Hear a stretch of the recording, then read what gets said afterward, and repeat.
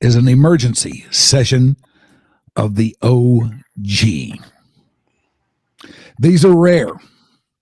These are done when and only when there is some sort of situation involving tragedy, strife, chaos, angst, any or all of those things. But whenever there's something involving those things to talk about, that's when we strike up an emergency session of the OG. Now, joining me for this emergency session is actually the man who called it. That is Grego. Hi, Grego. Hey, Rhynes. I don't know what to make of this as we dive right in. I really don't, because... Well, let's tell them what we're diving into first. Oh, yeah, I forgot. I forgot. I don't know how to lead shows. You realize that, right? I don't know how to do that. Well, we can get into it very quickly. There's a little bit of chaos out at Cowboys training camp today. Yeah. Now, I am not convinced entirely that this is real, legitimate chaos as opposed to staged, manufactured chaos. But nevertheless, we're taking it at face value. And there's been a thing going on revolving around the Micah Parsons contract. Every year at Cowboys training camp, there's always a contract situation looming out there somewhere, or in most years there is. And the bigger the player is, the more significant the contract situation is. Well, Micah Parsons is about as big as it gets. And today, he has bolted training camp. He has left. He has said, Veracuna, and I'm not coming back. Do you believe that, Grego?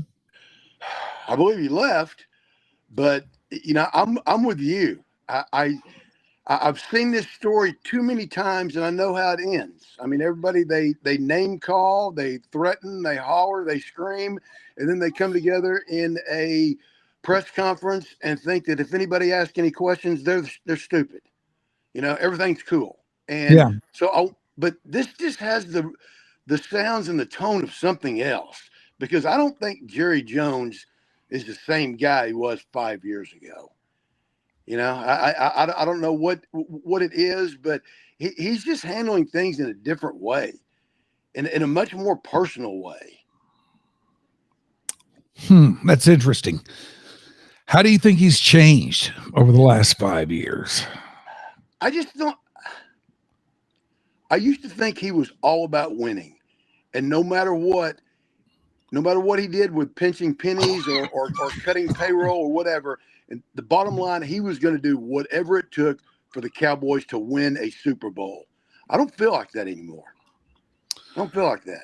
What do you think he's about now, then? Building that brand. Cowboys are worth $20 billion. Now, I don't know what's the difference between $20 billion and 10, but that seems to matter to him right now. Well, I just think in his older age, he's looking back at his legacy, and he's not going to let these players push him around. And in the end, they get to push him around, and they need this guy to win. And I just can't very much so. And if Jerry, if he wants to play around with him, okay, but not like this, because in the old days, you could play around like this with your agents on the telephone. Now it's done in public, and everybody knows about it. And Jerry looks bad. Jerry looks bad on this deal because he's been too late and paid too much too many times. Vamp for just a second here. I'm trying to get up the statement, the Micah Parsons statement here. Yeah, I mean that, and there are a few things in there that I want to go over. Yeah, he was talking about the handshake deal back in March, where they said, "Hey, we're gonna deal with each other." Well, the CBA, you can't deal directly with the player. That's a violation of the CBA. You got to do the agent. Well, Jerry's not calling the agent. That's according to Micah. Yeah. Well, and if that's the case, then then yeah, that probably is a violation of the CBA, and that means that things are not going to get done here. But If you talk, when you talk to the agent, you're talking to the player. I mean, that's just how it works. It's worked that way since the agent was invented. I don't know what Jerry's trying to get around where he wants to talk to Micah, but yet I do know he wants to confuse him with a bunch of numbers, a bunch of future contract numbers and different things financially that Micah might not understand that an agent or a lawyer would. All right, let's go through the statement here. Okay. And when you've got something that warrants commentary, just feel free to jump in there. All right, this is the statement that Micah Parsons put up on X, I believe. Is that where it was? X on Twitter? Okay, yeah, it was on Twitter. All right, it reads this way. Yes, I wanted to be here. I did everything I could to show that I wanted to be a Cowboy and wear the star on my helmet. I wanted to play in front of the best fans in sports and make this America's team once again. The team my pops and I grew up cheering for way up in Harrisburg, Pennsylvania. Unfortunately, I no longer want to be here. I no longer want to be held to closed-door negotiations without my agent present. I no longer want shots taken at me for getting injured while laying it on the line for the organization, our fans, and my teammates. I no longer want narratives created and spread to the media about me. I had purposely stayed quiet in hopes of getting something done, but since there's confusion out there, then let me clear some things up. I had my agent reach out to the Cowboys last offseason after my third year in hopes of getting a deal done early. Unfortunately, the team did not want to start any negotiations at that point. I was okay with that, didn't complain, and focused on the 2024 season. After the season, I told my agent once again to let the team know we were open to negotiate when they met at the combine. My agent informed me I should wait for other deals to get done because the price would only go up, but I didn't care, and I wanted to secure myself as a Cowboy long term. This was before any of the other pass rushers deals got done that offseason. I knew I would be leaving money on the table, but again, I was okay with that. Again, radio silence as far as my extension. In March, I met with Mr. Jones to talk about leadership. Somehow the conversation turned into him talking contract with me. Yes, I engaged in a back and forth in regards to what I wanted from my contract, but at no point did I believe this was supposed to be a formal negotiation, and I informed Mr. Jones afterward my agent would reach out, thinking this would get things done. But when my agent reached out and spoke to Adam Persifka, he was told the deal was pretty much already done. My agent, of course, told him that wasn't the case, and also reached out to Stephen Jones. Again, the team decided to go silent. At that point, we decided we would allow the team to reach out to us whenever they decided they wanted to talk.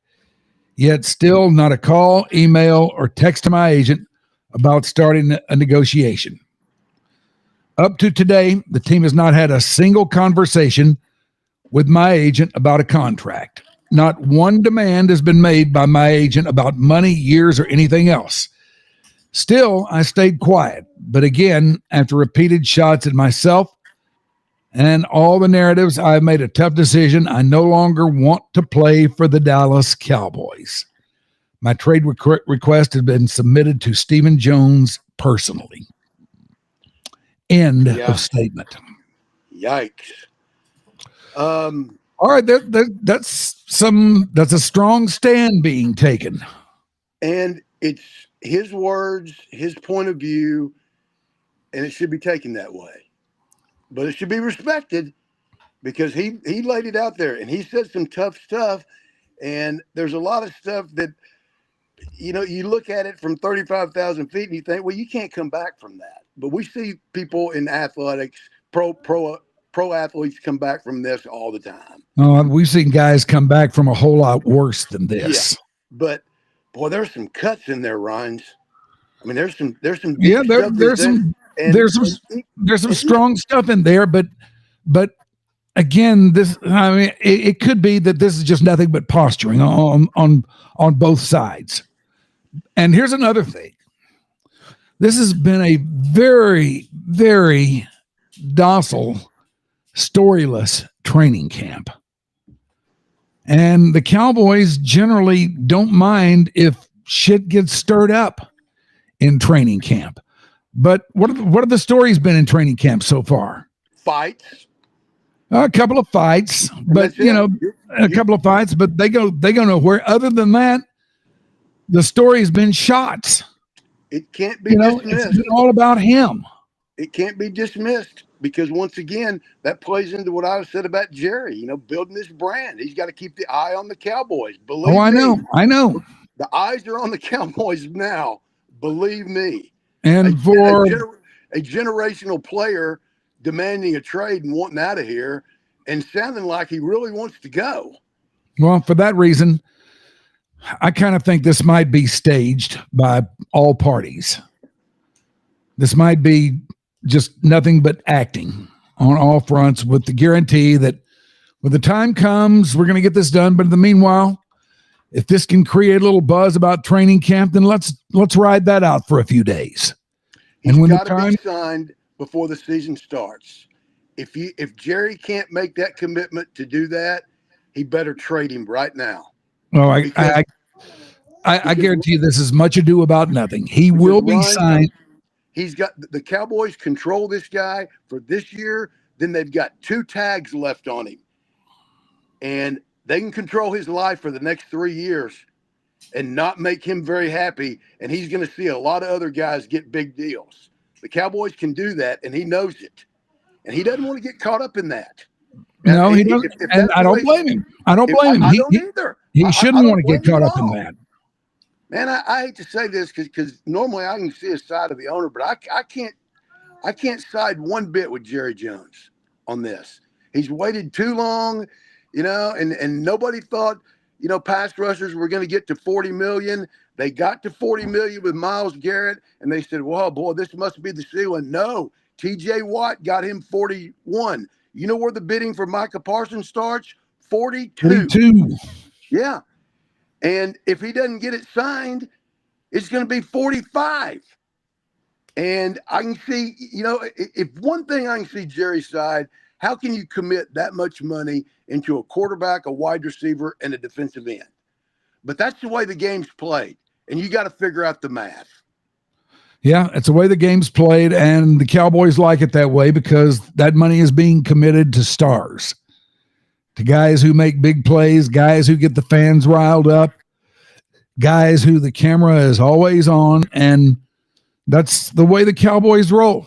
That's the way Jerry rolls. That's what he wants. Well, then why is he not doing it now? But you're under the deal, Ryan. Do you think he is? You think this is just a game and it'll all get done as always? Yeah, that's what I think is going to happen. And it wouldn't surprise me if underneath all this, it's all being played out, it's all being scripted.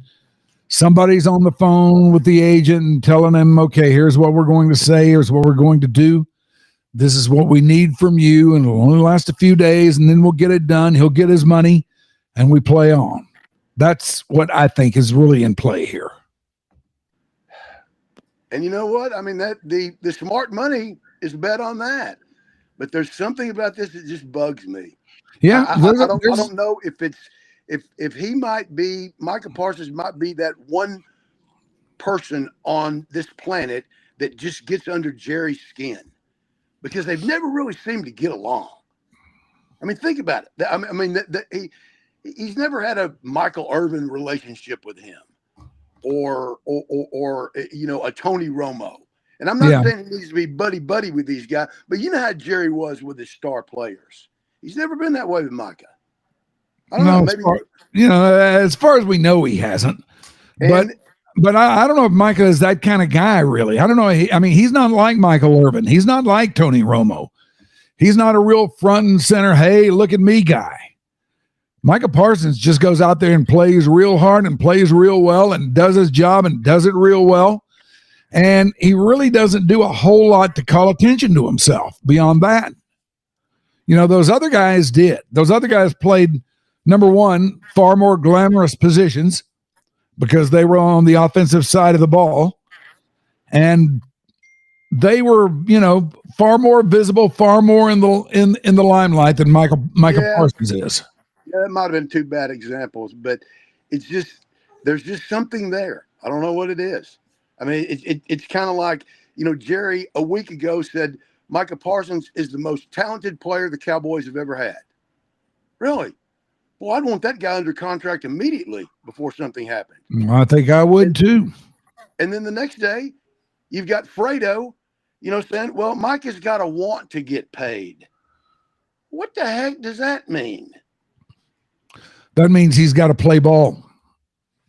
That means this is all going to be done on their terms and their way. That's what that means. And like I said, with this year under contract and then the tag for the next 2 years, they can do it. And they can make his, life, as miserable as they can, which I don't know why they'd want to do that. I want this guy happy. Yeah, I want him happy. I would want him happy too. You screw around backup guards and safeties. You don't screw around generational pass rushers. No, you don't. And that's why this is all so baffling, because it seems like something that is a no-brainer, something that could be easily done, but for whatever reason, it's not getting done. And I think that for whatever reason is the fact that they want to milk it. There's some juice here. They want to get the juice out of it before they get it done. Because few things in this world are so boring as a contract getting signed and done. Because what happens then? I get that way of thinking, but once again, why does Jerry want to put the fans through that? Because fans don't enjoy this. I mean, there may be some out there that do. No, fans don't enjoy it, but you know what fans do? They pay attention. They pay attention. They talk about it. I know. They read about it. They declare emergency OGs. Yes, that's right. Emergency sessions of the OG. We're as guilty as anybody.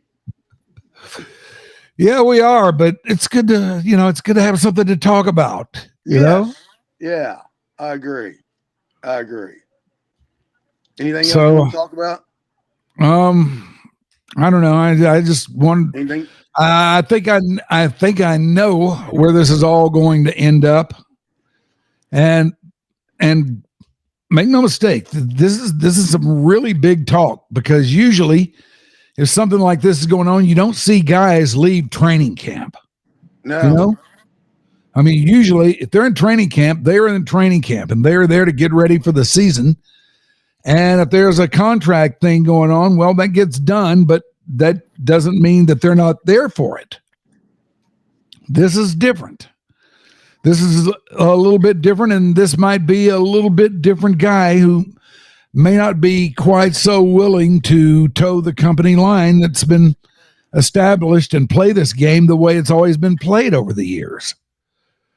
So I guess that's what's going to be interesting to watch, to see if Micah Parsons is willing to walk it like he talks it. I guess, but I've never grown a company from $140 million into $20 billion. So maybe Jerry knows how to do this and how to create drama and drag it out. I just think that's unfair to the fans. He did it once, okay. Then he did it to CD last year or the year before, and then everybody did it. It just gets old, and I just don't know why. Yeah, but here's the thing, Grego. Here's the thing: the fans seem to love it. It may be unfair to the fans. Am I misleading the fans then? Because I get the sense that everybody hates it. It may be borderline cruel to the fans, but once it gets done, it's all forgotten, and they're really excited then. Yeah, they'll be twice as excited if there's a little bit of drama around this and it plays out a little bit longer. When it gets done, they'll be twice as excited then as they were as they would have been if it would have gotten done, like now or tomorrow or something. You know how predictable this is? When they get this deal done, you and I should come on and do an emergency OG before the press conference and predict everything that they're going to say and do. And we will be 85% correct. Yeah. Yeah, we could bet a cool 850 on that. I can't, because we've seen it before. Yeah, I mean, everybody has seen this play out before in exactly this way. This is nothing new. I mentioned Michael Irvin a minute ago. We saw it with him. Remember him walking out of Valley Ranch with that smile on his face after he got that $3 million a year? Yeah. I do. Remember when he made Emmett sit out for 2 games? Yeah. So, I mean, I guess there's precedent there, but this just seems different. I could be wrong, but it just seems different. Well, it does seem a little bit different. The script's a little bit different. It usually doesn't involve somebody walking away, although it did with Emmett when he sat out 2 games. But, it doesn't involve somebody walking out from training camp. Just taking his toys and going home and saying, look, when you're ready to give me what I want, then call me. You ever remember a cowboy walking out of camp? I don't. And I'm going back to Thousand Oaks. I don't. So, this is a little bit different, but in another sense, in the larger sense, it's just all stuff we've seen before, and it will end the same way. This will get done. He will be back in camp, or maybe he won't be back in camp, but he'll be ready for the first week. He will be ready for week 1. Because we're going to find out about Micah Parsons is one of those, football avants. He has to have football. He has to have it. He can't stay away from it.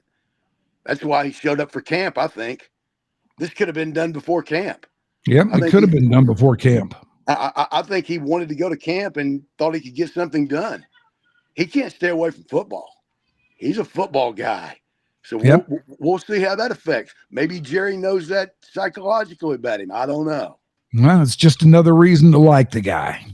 Yeah. The fact that he is a football guy. Yeah. Well, we'll keep tabs on it and see where this goes, although I think we all know where it's going to go, where it's going to end up, how it's going to end up. What we don't know is the how and the when that they will get to that point. We don't know how they'll get there. We don't know when they'll get there, but they will get there. You got anything further?